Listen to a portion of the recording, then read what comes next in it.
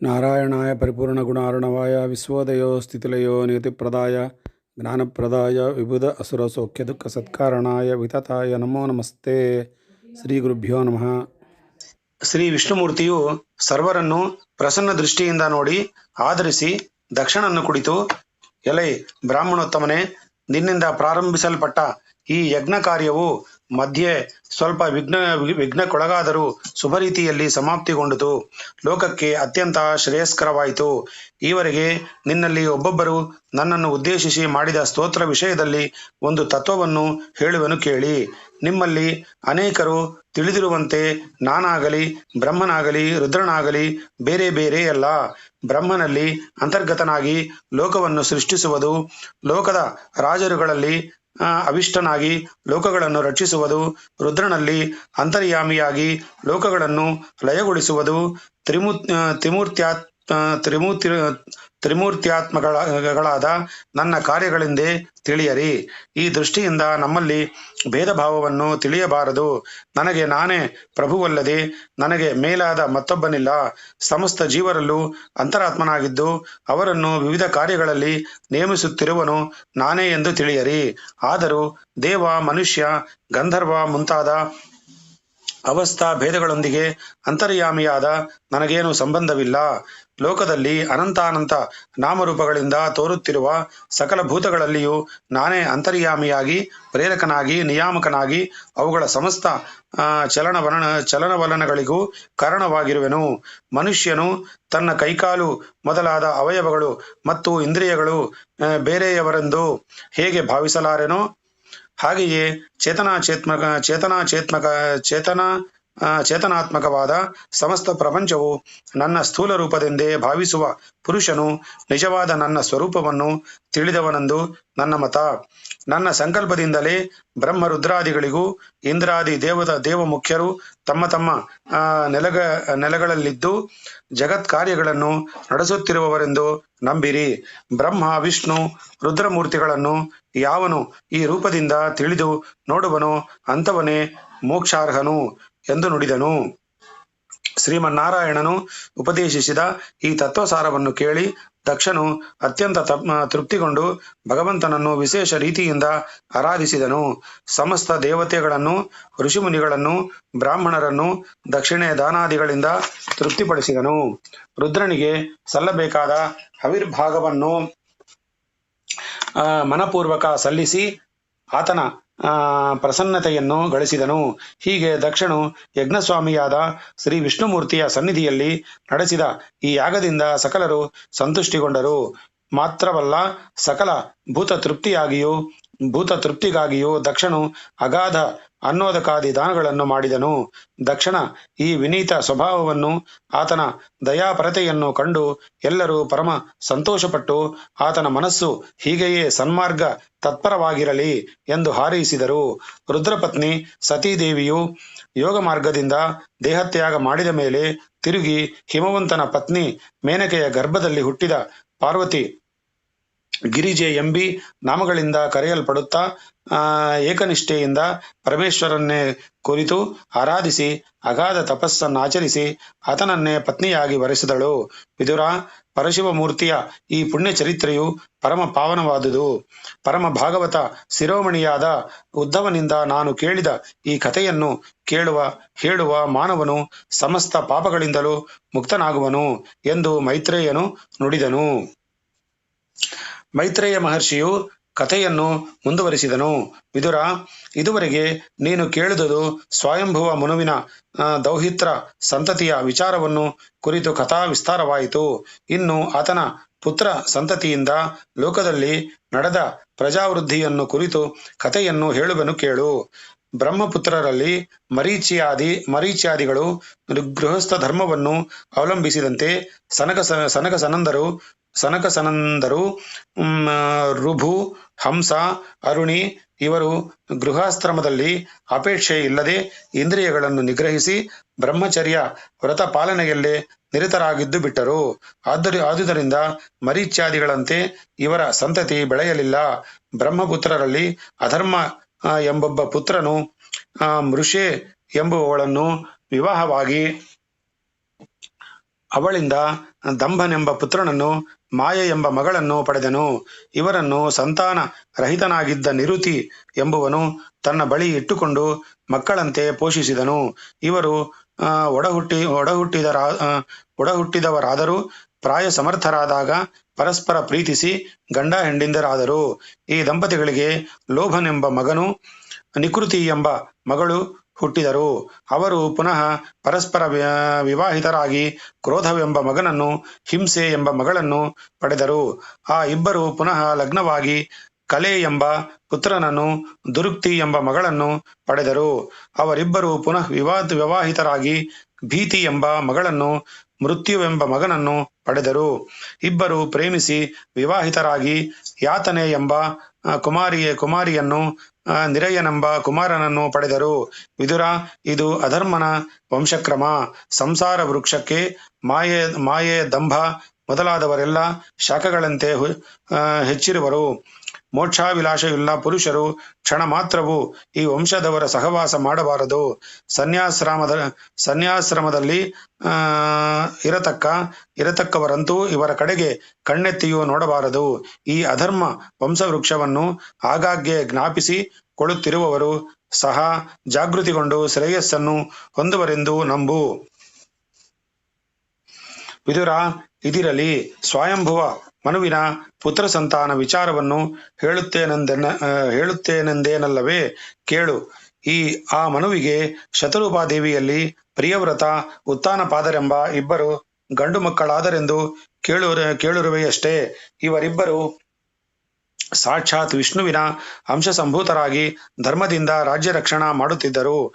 ಅವರಿಬ್ಬರಲ್ಲಿ ಉತ್ತಾನಪಾದನು ಸುನೀತ, ಸುರುಚಿ ಎಂಬಿಬ್ಬರು ಪತ್ನಿಯರನ್ನು ವಿವಾಹವಾಗಿದ್ದು, ಇಬ್ಬರಲ್ಲೂ ಕ್ರಮವಾಗಿ ಧ್ರುವ ಮತ್ತು ಉತ್ತಮ ಎಂಬಿಬ್ಬರು ಪುತ್ರರನ್ನು ಪಡೆದಿದ್ದನು. ಸವತಿ ಮಾತ್ಸರ್ಯ ಕಾರಣದಿಂದ ರಾಣಿಯರಿಬ್ಬರು ಬೇರೆ ಬೇರೆ ಅರಮನೆಗಳಲ್ಲಿ ವಾಸಿಸುತ್ತಿದ್ದರು. ವಿದುರ, ಉತ್ತಾನಪಾದರಾಜನು ಈ ಮಕ್ಕಳನ್ನು ಪಡೆದ ವೃತ್ತಾಂತವು ಬಹು ವಿಚಿತ್ರವಾದುದು, ಕೇಳು. ರಾಜನು ಬಹುಕಾಲ ಪುತ್ರ ಸಂತಾನವಿಲ್ಲದಿರಲು ವಿರಕ್ತ ಮನೋಭಾವದಿಂದ ವನದಲ್ಲಿ ಮಹರ್ಷಿಗಳನ್ನಾಶ್ರಯಿಸಲು ಅವರು ಆತನಲ್ಲಿ ಪರಮಾನುಗ್ರಹ ಮಾಡಿ ಒಂದು ದಿವ್ಯ ಅಮೃತ ಫಲವನ್ನು ಕೊಟ್ಟು, ರಾಜ, ಇದನ್ನು ನಿನ್ನ ಪತ್ನಿಯರು ಭಕ್ತಿಪೂರ್ವಕ ಸೇವಿಸಲಿ, ಉತ್ತಮ ಸಂತಾನವಾಗುವುದು ಎಂದು ಆಶೀರ್ವದಿಸಿದರು. ರಾಜನು ಅದನ್ನು ತನ್ನ ಮೆಚ್ಚಿನ ರಾಣಿ ಸುರುಚಿಯ ಕೈಗೆ ಕೊಟ್ಟನು. ಅವಳು ಅದನ್ನು ತನ್ನ ದಾಸಿಯ ಕೈಗೆ ಕೊಟ್ಟು ತನ್ನ ಭಕ್ಷಣೆಗೆ ಸಿದ್ಧಪಡಿಸೆಂದಳು. ಆ ದಾಸಿಯು ಅದರ ಸಿಪ್ಪೆ ಮತ್ತು ಓಟೆಗಳನ್ನು ತೆಗೆದೆಸೆದು ರುಚಿಕರವಾದ ತಿರುಳನ್ನು ಮಾತ್ರವೇ ಬಂಗಾರದ ತಟ್ಟಿಯಲ್ಲಿಟ್ಟು ರಾಣಿಗೆ ಒಪ್ಪಿಸಿದಳು. ರಾಣಿ ಸುರುಚಿಯು ಅದರ ಮಹತ್ವವನ್ನರಿಯದೆ ತಿಂದಳು. ಆಗ ಆ ಸ್ಥಳಕ್ಕೆ ಬಂದಿದ್ದ ಸುನೀತೆಯ ದಾಸಿಯು ಆ ಫಲದ ಮಹತ್ತತ್ವವನ್ನು ಕೇಳಿದ್ದಾಳಾದ್ದರಿಂದ ಎಸೆದಿದ್ದ ಆ ಹಣ್ಣಿನ ಸಿಪ್ಪೆ ಓಟೆಯು ಭಾಗಗಳನ್ನು ಕೊಂಡೊಯ್ದು ತನ್ನ ಒಡತಿಗೆ ಒಪ್ಪಿಸಿ ಆ ಫಲದ ವಿಷಯದಲ್ಲಿ ಮಹರ್ಷಿಗಳ ಅಭಿಪ್ರಾಯವನ್ನು ತಿಳಿಸಿದಳು. ರಾಜನ ಪಟ್ಟುಮಹಿಷಿಯಾದ ಸುನೀತಿಯು ಅದನ್ನು ಬಹುಭಕ್ತಿಭಾವದಿಂದ ಸೇವಿಸಿದಳು. ಅಲ್ಲದೆ ಮುಂದೊಮ್ಮೆ ಮೃಗಯ ವಿಹಾರಕ್ಕೆಂದು ಬಂದಿದ್ದ ತನ್ನ ಪತಿ ರಾಜನಿಂದ ಗರ್ಭಧಾರಣೆಯನ್ನು ಪಡೆದಳು. ಮಹರ್ಷಿಗಳ ಅಮೋಘ ವಾಕ್ಕದಂತೆ ಫಲದ ಕೇವಲ ರುಚಿಭಾಗವನ್ನು ಮಾತ್ರ ಸೇವಿಸಿದ್ದ ಸುರುಚಿಯಲ್ಲಿ ಉತ್ತಮನೆಂಬ ಪುತ್ರನು ದೃಢವಾದ ಬೀಜ ಭಾಗವನ್ನು ಸೇವಿಸಿದ್ದ ಸುನೀತಿಯಲ್ಲಿ ಸರ್ವ ಸದ್ಗುಣ ಶಿರೋಮಣಿಯು ಭಕ್ತಾಗ್ರೇಸರನೂ ಆದ ಧ್ರುವನೆಂಬ ಪುತ್ರೋತ್ತಮನು ಜನಿಸಿದರು. ಮುಂದೆ ದುಷ್ಕರ್ಮ ಪರವಶನಾಗಿ ಬರುತ್ತಾ ರಾಜನಿಗೆ ಸುನೀತಿಯ ವಿಷಯದಲ್ಲಿ ಸ್ನೇಹ ಪ್ರೇಮಗಳು ಕಡಿಮೆಯಾಗಿ ಸುರುಚಿಯನ್ನೇ ಹೆಚ್ಚಾಗಿ ಪ್ರೀತಿಸುತ್ತಾ ಅವಳ ಮಗನ ಲಾಲನೆ ಪಾನಗಳೆಲ್ಲ ಹೆಚ್ಚಾಗಿ ಆಸಕ್ತನಾಗಿದ್ದನು. ರಾಜನ ಪ್ರೀತಿಗೆ ಪಾತ್ರಳಾದ ಸುರುಚಿಯು ಪ್ರಭಾವದಿಂದ ಸುನೀತೆಯು ಅವಳ ಮಗನು ಊರ ಹೊರಗಿನ ಆ ಅರಮನೆಯಿಂದ ಹೊರಡಿಸಲ್ಪಟ್ಟು ಎಲ್ಲೋ ಒಂದೆಡೆಯಲ್ಲಿ ಅನಾಮಧೇಯರಾಗಿ ಜೀವಿಸುವ ಸ್ಥಿತಿ ಒದಗಿತು. ಸವತಿ ಮಾತ್ಸರ್ಯದಿಂದ ಸುರುಚಿ ನಡೆಯಿಸಿದ ಈ ಕಾರ್ಯಭಾಗದ ಅರವು ಪಾಪ ಚಿಕ್ಕ ವಯಸ್ಸಿನ ಧ್ರುವನಿಗೆ ಏನೂ ಪರಿಚಯವಾಗಿರಲಿಲ್ಲ. ಒಂದಾನೊಂದು ದಿನ ರಾಜನು ಸಭೆಯಲ್ಲಿ ಸಿಂಹಾಸನದ ಮೇಲೆ ಕುಳಿತು ತನ್ನ ತೊಡೆಯ ಮೇಲೆ ಮೋಹದ ಮಡದಿಯ ಮಗನಾದ ಉತ್ತಮನನ್ನು ಕೊಂಡಿದ್ದನು. ಸುರುಚಿಯು ಸರಸ ಸಲ್ಲಾಪಗಳಿಂದ ರಾಜನನ್ನು ಮರಳುಗೊಳಿಸಿದ್ದಳು. ಆ ಸಮಯದಲ್ಲಿ ಧ್ರುವ ಬಾಲಕನು ಅಕಸ್ಮಾತ್ತಾಗಿ ಅಲ್ಲಿಗೆ ಬಂದನು. ತನ್ನ ತಂದೆಯ ತೊಡೆಯ ಮೇಲಿದ್ದ ಉತ್ತಮನನ್ನು ಕಂಡು ತಾನು ಅಲ್ಲಿ ಕುಳಿತಿರಬೇಕೆಂಬ ಬಾಲ್ಯ ಚಾಪಲ್ಯದಿಂದ ಸಿಂಹಾಸನದ ಸಮೀಪಕ್ಕೆ ಬಂದು ತನ್ನನ್ನು ಎತ್ತಿ ಕುಳ್ಳಿರಿಸಿಕೋ ಎಂದು ತಂದೆಯನ್ನು ಕಾಡತೊಡಗಿದನು. ಉತ್ತಾನಪಾದನು ಸಮೀಪದಲ್ಲಿ ಇದ್ದ ಸುರುಚಿಗೆ ಅಸಮಾಧಾನ ಉಂಟಾಗುವುದೆಂಬ ಶಂಕೆಯಿಂದಲೂ ಎಂಬಂತೆ ಮಗನನ್ನು ಕಣ್ಣೆತ್ತಿಯೂ ನೋಡದೆ ಒಂದು ಮಾತನ್ನು ಆಡಿಸದೆ ಮೌನವಾಗಿದ್ದನು. ಆಗ ಸುರುಚಿಯು ಧ್ರುವನ ಪ್ರಯತ್ನವನ್ನು ನೋಡಿ ಅಸೂಯೆಗೊಂಡು, ಎಲೆ ಮಗು, ರಾಜಪೀಠವನ್ನೇರಬೇಕೆಂದು ಬಯಸಿದ್ದೀಯಾ? ಬೇಡವಪ್ಪ, ಹೋಗು, ಸಿಂಹಾಸನವನ್ನೇರಿ ರಾಜನ ತೊಡೆಯ ಮೇಲೆ ಕುಳ್ಳಿರಲು ನಿನಗೆ ಯೋಗ್ಯತೆ ಇಲ್ಲಪ್ಪ. ಇದು ನಿನಗೆ ತಿಳಿಯದು. ನೀನು ರಾಜಕುಮಾರನೇ ಆಗಿದ್ದರೂ ನೀನು ನನ್ನ ಹೊಟ್ಟೆಯಲ್ಲಿ ಹುಟ್ಟದೆ ಯಾವಳೋ ಒಬ್ಬ ಬಡ ಸ್ತ್ರೀಯ ಉದರದಲ್ಲಿ ಜನಿಸಿದುದರಿಂದ ನಿನಗೆ ಆ ಯೋಗ್ಯತೆಗೆ ಅಧಿಕಾರ ಉಂಟಾಗದು. ನಿನಗೆ ಹಾಗೆ ಸಿಂಹಾಸನವೇರಬೇಕೆಂಬ ಆಸೆ ಇದ್ದಲ್ಲಿ ಇನ್ನೊಂದು ಜನ್ಮದಲ್ಲಾದರೂ ನನ್ನ ಗರ್ಭದಲ್ಲಿ ಹುಟ್ಟು ಬಂದರೆ ಮಾತ್ರ ಸಾಧ್ಯವಾದೀತು. ಅದಕ್ಕಾಗಿ ನೀನು ಭಗವಂತನನ್ನು ಮೆಚ್ಚಿಸಿ ವರವನ್ನು ಪಡೆದು ಬರಬೇಕಲ್ಲದ ಬೇರೆ ಮಾರ್ಗವಿಲ್ಲ. ಆದುದರಿಂದ ಸದ್ಯೆ ಈ ಆಸೆಯನ್ನು ಬಿಡು ಎಂದು ಧಿಕ್ಕರಿಸಿ ನುಡಿದಳು.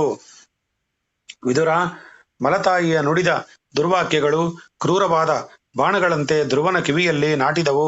ಕೇವಲ 5 ವರ್ಷದ ಚಿಕ್ಕ ಬಾಲಕನಾದರೂ ಮಹಾ ಕಟುವಾದ ಆ ಮಾತುಗಳು ಅವನ ಮನಸ್ಸನ್ನು ವಿಶೇಷವಾಗಿ ನೋಯಿಸಿದವು.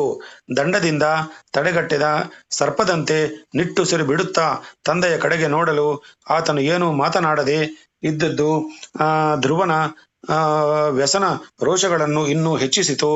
ಈ ದುಃಖವನ್ನು ತಡೆಯಲಾರದೆ ಆ ಬಾಲಕನು ಅಲ್ಲಿಂದ ಹೊರಟು ಬಿಕ್ಕುತ್ತಾ ಅಳುತ್ತಾ ಕಣ್ಣೀರು ತುಂಬಿದ್ದುದರಿಂದ ಮಾರ್ಗ ಕಾಣದೆ ಆಗಾಗ ಎಡಹಿ ಬಿಕ್ಕುತ್ತಾ ತನ್ನ ತಾಯಿಯ ಬಳಿಗೆ ಬಂದು ಹೂ ಎಂದು ಆರ್ಭಟಿಸಿ ಅಳತೊಡಗಿದನು. ಈ ವೇಳೆಗಾಗಲೇ ತನ್ನ ಮಗನಿಗೆ ರಾಜನ ಬಳಿ ತನ್ನ ಸವತಿಯಿಂದ ಅಗಾಧ ಅವಮಾನದ ವಿಚಾರವನ್ನು ಸುನೀತಿಯು ದೂತಿಯರಿಂದ ಕೇಳಿದ್ದಳು. ಅವಳು ಪರಮ ಸಾಧ್ವಿ ಮಣಿಯಾದುದರಿಂದ ತನಗಾದ ದುಃಖಕ್ಕಾಗಿ ಇತರರನ್ನು ನಿಂದಿಸದೆ ತನ್ನ ದುಷ್ಕರ್ಮಾನುಸಾರವಾಗಿಯೇ ಇಂತಹ ದುಃಖಪ್ರಾಪ್ತವಾಯಿತೆಂದು ತಿಳಿದು ಕಾಳ್ಗಿಚ್ಚಿನಿಂದ ಬಸವಳಿದ ಎಳೆ ಬಳ್ಳಿಯಿಂದ ನೆಲಕ್ಕುರುಳಿ ಆಕೆಯ ದುರ್ವಾಕ್ಯಗಳನ್ನು ಒಂದೊಂದಾಗಿ ನೆನೆಸಿಕೊಳ್ಳುತ್ತಾ ಅಗಾಧ ದುಃಖಮಗ್ನಳಾದಳು. ತನ್ನ ಪತಿಯೇ ತನ್ನನ್ನು ತಿರಸ್ಕರಿಸಿದ ಮೇಲೆ ಇನ್ನು ತನಗೆ ಲೋಕದಲ್ಲಿ ಮನ್ನಣೆಯುಂಟೆ? ಇದಕ್ಕೆ ಯಾರೂ ಏನು ಮಾಡಲಾರರೆಂದು ಪ್ರಾರಬ್ಧ ಕರ್ಮವಶದಿಂದ ಪ್ರಾಪ್ತವಾದ ಈ ದುಃಖವನ್ನು ಅನುಭವಿಸಿಯೇ ತೀರಬೇಕೆಂದು ನಿಶ್ಚಯಿಸಿ ಮನಸ್ಸನ್ನು ದೃಢಪಡಿಸಿಕೊಂಡು ಮಗನನ್ನು ಕುರಿತು ಹೇಳತೊಡಗಿದಳು. ಮಗು ಧ್ರುವ, ನಮ್ಮ ಕರ್ಮಫಲವು ಹೀಗಿರುವಾಗ ಅದಕ್ಕಾಗಿ ಇತರರನ್ನು ದೂಷಿಸಬಾರದು, ಅವರಲ್ಲಿ ತಪ್ಪೆಣಿಸಬಾರದು. ಅವರು ನಮ್ಮನ್ನು ಅಕಾರಣವಾಗಿ ನೋಯಿಸಿದ್ದರು. ಅದಕ್ಕಾಗಿ ಅವರನ್ನು ದ್ವೇಷಿಸದೆ ನಾವು ಅದನ್ನು ಸಹನೆ ಮಾಡಿಕೊಳ್ಳಬೇಕು. ಇತರರಿಗೆ ಹಿಂಸೆಯನ್ನುಂಟು ಮಾಡಬಾರದು. ತಾವು ಎಂದಿಗಾದರೂ ಅಂತಹ ಹಿಂಸೆಗೆ ಒಳಪಡದೆ ತಪ್ಪಿಸಿಕೊಳ್ಳಲಾರರು. ಮಗು ಧ್ರುವ, ನಾವು ಜನ್ಮಾಂತರದಲ್ಲಿ ಯಾರಿಗೆ ಏನು ಅಪಕಾರ ಮಾಡಿದ್ದವೋ ಅದಕ್ಕಾಗಿ ಈಗ ಇಂತಹ ದುಃಖವು ಪ್ರಾಪ್ತವಾಗಿದೆ. ಅದಕ್ಕಾಗಿ ಚಿಂತಿಸಿ ಫಲವಿಲ್ಲ. ಸುರುಚಿಯು ಹೇಳಿದ ಮಾತು ನಿಜ. ಮಹಾರಾಜನು ನನ್ನನ್ನು ತನ್ನ ಪತ್ನಿಯೆಂದು ಹೇಳಿಕೊಳ್ಳಲು ನಾಚುತ್ತಿರುವಾಗ ಇಂತಹ ನಿರ್ಭಾಗ್ಯಳಾದ ನನ್ನ ಹೊಟ್ಟೆಯಲ್ಲಿ ಹುಟ್ಟಿದ ನೀನು ರಾಜಸಿಂಹಾಸನವನ್ನು ಏರ ಬಯಸಬಹುದೇ? ಪುಣ್ಯಹೀನೆಯಾದ ನನ್ನ ಸಂಬಂಧದಿಂದ ರಾಜವೀರ್ಯ ಸಂಭೂತನಾದರೂ ನಿನಗೆ ಆ ಗೌರವ ಸಲ್ಲುವುದು ಸಾಧ್ಯವಿಲ್ಲವೆಂದು ಸುರುಚಿಯು ಹೇಳಿದ ಮಾತು ಸತ್ಯವಾದುದು. ಆದುದರಿಂದ ಮಗು, ಆ ಆಲೋಚನೆಯನ್ನು ಬಿಟ್ಟು ಸುಮ್ಮನಿರು. ಕ್ರೂರವಾದ ಬಾಣಗಳಂತಹ ಆ ಮಾತುಗಳು ಕ್ಷಣ ಕ್ಷಣಕ್ಕೂ ಕರ್ಣರಂಧ್ರಗಳಲ್ಲಿ ಚುಚ್ಚುತ್ತಿರುವವರಲ್ಲಿ ಅವುಗಳನ್ನು ಮರೆಯುವುದು ಹೇಗೆಂದುಕೊಂಡಲ್ಲಿ ಅವಳು ಹೇಳಿದಂತೆ ಭಗವಂತನ ಪಾದಾರವಿಂದಗಳನ್ನು ಸೇವಿಸಿ ಇನ್ನೊಂದು ಜನ್ಮದಲ್ಲಾದರೂ ಆಕೆಯ ಗರ್ಭದಲ್ಲಿ ಹುಟ್ಟಿ ರಾಜ ಪದವಿಯನ್ನು ಗಳಿಸು. ಭಗವಂತನ ಪಾದಾರವಿಂದಗಳನ್ನು ನಂಬಿ ಸೇವಿಸಿದವರು ತಪ್ಪದೆ ಮಹಾಪದವಿಯನ್ನು ಗಳಿಸುವರು. ಚತುರ್ಮುಖ ಬ್ರಹ್ಮನು ಸಹ ಪರಮಾತ್ಮನನ್ನು ಆರಾಧಿಸಿಯೇ ಸತ್ಯ ಲೋಕಾಧಿಪತ್ಯವನ್ನು ಗಳಿಸಿರುವನು. ಇಂದ್ರಿಯಗಳನ್ನು ಜಯಿಸಿದ ಪರಮ ಯೋಗಿಗಳಿಗೆ ಮಾತ್ರವೇ ಪ್ರಾಪ್ತವಾಗುವ ಭಗವಂತನ ಸಾನ್ನಿಧ್ಯವು ಮಹಿಮಾ ಜ್ಞಾನವು ಹೇಗಾಗುವುದೆಂದು ಚಿಂತಿಸಬೇಡ. ಆತನ ಕೃಪೆಯ ಆಯಿತೆಂದರೆ ಆತನ ಪ್ರಾಪ್ತಿಗೆ ಅವಶ್ಯಕವೆನ್ನಿಸುವ ಸಾಮಗ್ರಿಗಳೆಲ್ಲವೂ ಒದಗುವವು. ಮಗು ಧ್ರುವ, ಭಕ್ತವತ್ಸಲನಾದ ಆ ಭಗವಂತನನ್ನು ಶರಣು ಹೊಂದಿ ಉತ್ಕೃಷ್ಟವಾದ ತಪಸ್ಸನ್ನಾಚರಿಸಿ ಆತನನ್ನು ಸಂತೋಷಪಡಿಸು. ನಿಶ್ಚಲವಾದ ಭಕ್ತಿಯಿಂದ ಉಪಾಸನೆ ಮಾಡಿದಲ್ಲಿ ಪುಂಡರೀಕಾಕ್ಷನಾದ ಆ ಭಗವನ್ನಾರಾಯಣನೇ ನಿನ್ನ ದುಃಖವನ್ನು ನೀಗಿ ಶಾಶ್ವತ ಸುಖವನ್ನು ದಯಪಾಲಿಸಲು ಸಮರ್ಥನು. ಬ್ರಹ್ಮ ರುದ್ರೇಂದ್ರಾದಿಗಳು ಶ್ರೀ ಲೋಕಮಾತೆಯಾದ ಸಾಕ್ಷಾತ್ ರಮಾದೇವಿಯು ಯಾರ ಮಹಿಮೆಯನ್ನು ಅರಿಯದೆ ಆತನ ಅನುಗ್ರಹಕ್ಕಾಗಿ ಅನನ್ಯ ಶರಣನಾಗಿ ಸೇವಿಸುತ್ತಿರುವವರು ಅಂತಹ ಪರಮಪುರುಷನ ಚರಣ ಕಮಲಗಳನ್ನೇ ಏಕನಿಷ್ಠೆಯಿಂದ ನಂಬಿ ಆರಾಧಿಸು. ವತ್ಸ, ನಿನ್ನ ಸವತಿ ತಾಯಿಯ ಆ ಕ್ರೂರ ವಾಕ್ಯಗಳನ್ನೇ ಉಪದೇಶ ವಾಕ್ಯಗಳೆಂದು ತಿಳಿದು ಹರಿಯನ್ನಾಧರಿಸು, ನಿನಗೆ ಮಂಗಳವಾಗುವುದು ಎಂದು ಆಶೀರ್ವದಿಸಿದಳು. ತನ್ನ ತಾಯಿಯ ದಯಪೂರ್ಣ ವಾಕ್ಯಗಳನ್ನು ಕೇಳಿ ಧ್ರುವನು ಸ್ವಲ್ಪ ಸಮಾಧಾನ ಮಾಡಿಕೊಂಡು ಉದ್ವೇಗ ಹೊಂದಿ ಚಲಿಸಿ ಹೋಗದ್ದ ಮನಸ್ಸನ್ನು ದೃಢಪಡಿಸಿ ಕೊಂಡನು. ತಾಯಿ ಹೇಳಿದ ಆ ಮಾರ್ಗವೇ ಸರಿಯಾದನೆಂದು ನಿರ್ಧರಿಸಿ, ಅಮ್ಮ, ನಾನು ಹೋಗಿ ಬರುವೆನು ಎಂದು ನುಡಿದು ಹೊರಟೇ ಬಿಟ್ಟನು. ಕೇವಲ 5 ವರ್ಷ ವಯಸ್ಸಿನ ಬಾಲಕನು ಮನೆಮಾರು ತಂದೆ ತಾಯಿಗಳನ್ನು ತ್ಯಜಿಸಿ ಪರದೇಶಿಯಂತೆ ಏಕಾಂಗಿಯಾಗಿ ಹೋಗುತ್ತಿದ್ದ ಆ ನೋಟವು ಎಂಥವರಿಗೂ ಕರುಳು ಕರಗಿಸುವಂತಿತ್ತು. ಸುನೀತಿಯ ಹೆತ್ತ ಒಡಲು ಅದನ್ನು ಹೇಗೆ ಸಹಿಸೋತು? ಆಕೆಯ ಮೂರ್ಛೆ ಹೋಗಿ ಬಿದ್ದು ಬಿಟ್ಟಳು. ಇತ್ತ ಧ್ರುವನು ನೇರವಾಗಿ ಹೊರಟೇ ಬಿಟ್ಟನು. ಎಲ್ಲಿಗೆಂದು ಗೊತ್ತಿಲ್ಲ. ದೇವರನ್ನು ಕಂಡು ಬರಬೇಕೆಂಬುದೊಂದೇ ಗುರಿ. ಈ ವಿಚಾರವು ಧ್ಯಾನ ಯೋಗದಿಂದ ನಾರದ ಮಹರ್ಷಿಗಳಿಗೆ ಗೋಚರವಾಯಿತು. ಅವರು ನೇರವಾಗಿ ಧ್ರುವನು ಹೋಗುತ್ತಿದ್ದ ಮಾರ್ಗದಲ್ಲಿ ಎದುರಾಗಿ ಬಂದರು. ಕಾಡು ದಾರಿಯಲ್ಲಿ ಏಕಾಂಗಿಯಾಗಿ ಬರುತ್ತಿದ್ದ ಅವನನ್ನು ನೋಡಿ ಅವರಿಗೆ ಬಹಳ ಆಶ್ಚರ್ಯವಾಯಿತು. ಆಹಾ, ಈ ಕ್ಷತ್ರಿಯರ ತೇಜಸ್ಸು ಅಪಮಾನವನ್ನು ಲೇಷ ಮಾತ್ರವೂ ಸಹಿಸಲಾರದಲ್ಲವೇ? ಮಾನಾಪಮಾನಗಳ ವಿಚಾರವನ್ನೇ ಅರಿಯದ ಇಷ್ಟು ಸಣ್ಣ ಬಾಲಕನಾಗಿದ್ದರೂ ಇವನು ಮಲತಾಯಿ ಆಡಿದ ಕ್ರೂರ ವಾಕ್ಯವನ್ನೇ ಮನಸ್ಸಿನಲ್ಲಿಟ್ಟು ಒಬ್ಬನೇ ಹೊರಟು ಬಿಟ್ಟಿದ್ದಾನಲ್ಲ ಎಂದುಕೊಂಡು, ಮಗು ಧ್ರುವ, ನೀನೊಬ್ಬನೇ ಇಂತಹ ಕಾಡಿನಲ್ಲಿ ಎಲ್ಲಿಗೆ ಹೋಗುತ್ತಿರುವೆಯಪ್ಪ? ಸಕಲ ಸೌಭಾಗ್ಯಗಳಿಂದಲೂ ತುಂಬಿದ ಅರಮನೆಯನ್ನು ತಂದೆ ತಾಯಿಗಳನ್ನು ಬಿಟ್ಟು ಬಂದುದೇಕೆ? ನಿನ್ನನ್ನು ನೋಡಿದರೆ ಸ್ವಜನರಿಂದ ಅವಮಾನ ಹೊಂದಿ ಮನಸ್ಸಿನ ದುಗುಡದಿಂದ ಹೊರಟು ಬಂದಂತೆ ತೋರುತ್ತೆ. ನಿಜವಾದ ಸಂಗತಿ ಏನು ಹೇಳು ಎಂದು ಕೇಳಿದರು. ಆಗ ಧ್ರುವನು ಅವರಿಗೆ ನಮಸ್ಕಾರ ಮಾಡಿ, ಪೂಜ್ಯರೇ, ನನ್ನ ವಿಚಾರವೆಲ್ಲ ಪರಮಜ್ಞಾನಿಗಳಾದ ನಿಮಗೆ ತಿಳಿದಿರುವಂತೆ ತೋರುತ್ತೆ. ನೀವು ಹೇಳಿದುದು ನಿಜ. ನಾನು ನಮ್ಮ ಮಲತಾಯಿಯಾದ ಸುರುಚಿಯ ಆಡಿದ ದುರ್ವಾಕ್ಯದಿಂದ ಮನನೊಂದು ಬಂದಿದ್ದೇನೆ. ನನಗೆ ಮುಂದಿನ ಮಾರ್ಗ ತೋರಿಸಿ ಕಾಪಾಡಿ ಎಂದನು. ಅದನ್ನು ಕೇಳಿ ನಾರದರು, ಮಗು, ನಿನ್ನ ಸಾಹಸವು ಮೆಚ್ಚತಕ್ಕದ್ದು. ನಿನ್ನಂತಹ ಸಣ್ಣ ಮಕ್ಕಳು ಮನೆಯಲ್ಲಿ ತಂದೆ ತಾಯಿಗಳ ಬಳಿ ಆಡಿಕೊಂಡಿರಬೇಕಲ್ಲದೆ ಮಾನ ಅಪಮಾನಗಳೆಂಬ ಈ ವಿಚಾರಗಳಿಗೆಲ್ಲ ಮನಸ್ಸು ಕೊಟ್ಟು ಕಾಡಿಗೆ ಬರಬಹುದೇ? ಮಾನಾಪಮಾನಗಳನ್ನು ಅರಿವ ನೀನು ವಿವೇಕವಂತನೂ ಆಗಿರಬೇಕು. ಆದರೆ ನಿನಗಿನ್ನೂ ವಿವೇಕ ಹುಟ್ಟಿರುವಂತೆ ತೋರುವುದಿಲ್ಲ. ಮೋಹವೇ ಅತೃಪ್ತಿಗೆ ಮುಖ್ಯ ಕಾರಣ. ಈ ಮೋಹ, ಅತೃಪ್ತಿ ಇವುಗಳೇ ಸಕಲ ದುಃಖಗಳಿಗೂ ಮೂಲವಾಗುವವು. ವಿವೇಕಿಯಾದವನು ಮೋಹಕ್ಕೆ ಆಸ್ಪದ ಕೂಡದೆ ಸಕಲವು ಭಗವಂತನ ಆಜ್ಞೆಯಿಲ್ಲದೆ ನಡೆಯಲಾರದೆಂಬ ನಿಶ್ಚಯ ತತ್ವವನ್ನರಿತು ಈಶ್ವರನು ತನಗೆ ಕೊಟ್ಟಿರುವಷ್ಟಲ್ಲಿ ತೃಪ್ತನಾಗಿರುವನು. ಈಗ ನೀನು ಭಗವದ್ ಅನುಗ್ರಹ ಸಂಪಾದನೆಗೆಂದು ಹೊರಟಿರುವಲ್ಲವೇ? ಭಗವಂತನೇನು ಸುಲಭಕ್ಕೆ ಒಲಿಯುವನೆಂದು ತಿಳಿದೀಯಾ? ಮಹಾಯೋಗಿಗಳ 100 ವರ್ಷಗಳ ತಪಸ್ಸು ಧ್ಯಾನಾದಿಗಳಿಗೂ ಸಾಧ್ಯವಾಗದ ಭಗವಂತನ ಸಂದರ್ಶನವು ಮಗು ನಿನಗಾಗುವುದು ಸುಲಭವೇ? ಈ ಬಾಲ್ಯದಲ್ಲಿ ಆಟಪಾಠಗಳಿಂದ ಕಾಲಗಳೆದು ಮುಂದೆ ಪ್ರಾಪಂಚಿಕನಾಗಿ ಅನುಭವಿಸಬೇಕಾದ ಸುಖ ಸೌಭಾಗ್ಯಗಳನ್ನು ಅನುಭವಿಸಿ ಕೊನೆಯಲ್ಲಿ ಭಗವಂತನನ್ನು ಆರಾಧಿಸಿ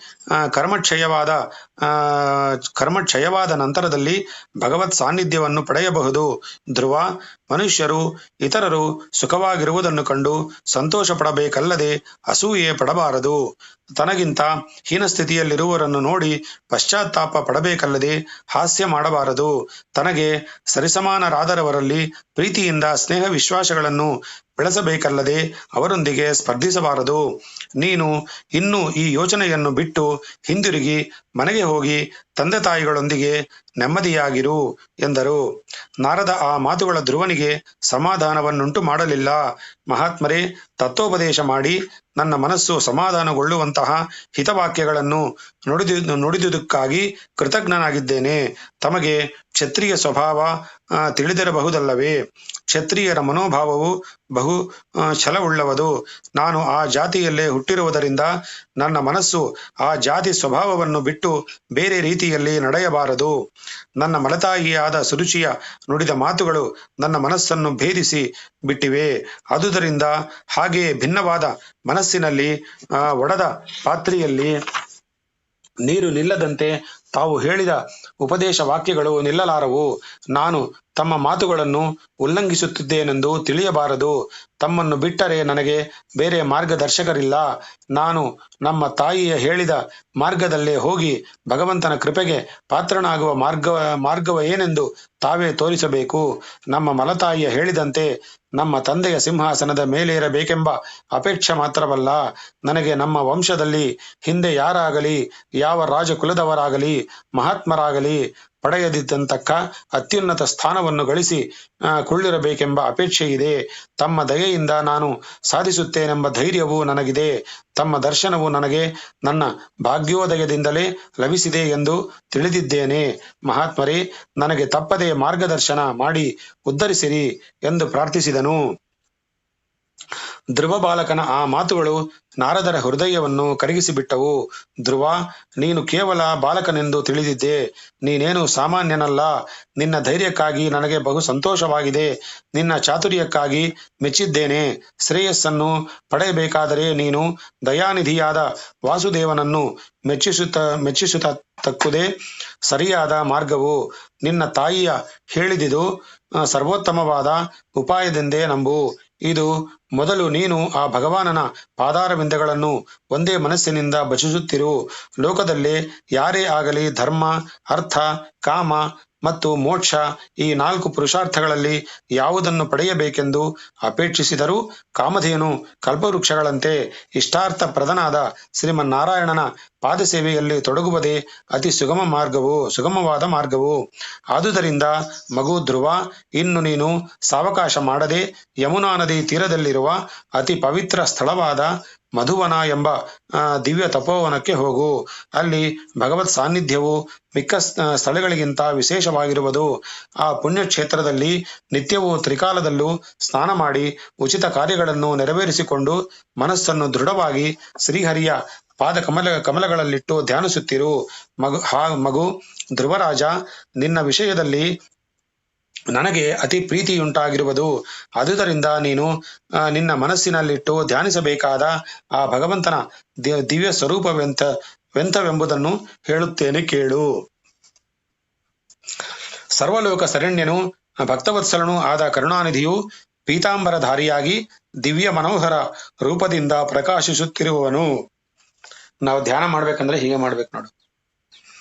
ಕಮಲ ಪುಷ್ಪಗಳಂತೆ ನಸುಗೆಂಪಾಗಿ ಪುಷ್ಪವಾಗಿರುವ ಆತನ ಪಾದಗಳು ನಯನ ಮನೋಹರವಾಗಿರುವವು. ಕಾಲುಗುರುಗಳ ಕಾಂತಿಯೇ ದಿಕ್ಕುಗಳನ್ನು ಬೆಳಗುವಂತಿರುವುದು. ಆ ಪಾದಗಳು ರತ್ನ ಖಚಿತವಾದ ಕಾಲುಂಗುರಗಳಿಂದ ಶೋಭಿಸುತ್ತಾ ಪೀತಾಂಬರದಿಂದ ಮುಚ್ಚದಂತೆ ಗೋಚರಿಸುತ್ತಿರುವವು.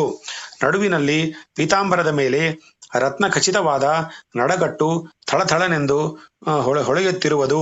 ವಿಶಾಲವಾದ ವಕ್ಷಸ್ಥಳದಲ್ಲಿ ಲೋಕಮಾತೆಯಾದ ಮಹಾಲಕ್ಷ್ಮಿಗೆ ಆವಾಸ ಸ್ಥಾನವಾಗಿ ಕಂಗೊಳಿಸುತ್ತಿರುವುದು.